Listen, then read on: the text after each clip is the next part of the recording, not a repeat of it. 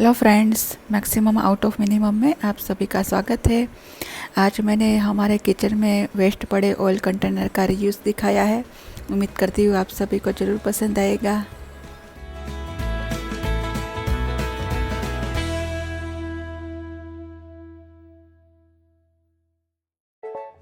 यहाँ पे मैंने ऑयल कंटेनर के ऊपर के हिस्से को कटर से कट करके उसको मैंने एलिफेंट के कान बनाने के लिए यूज़ किया है। और कान को लगाने के लिए मैंने साइड में चार चार होल करके उस पर मैंने केबल जिप टाई लगा के लॉक कर दिया है।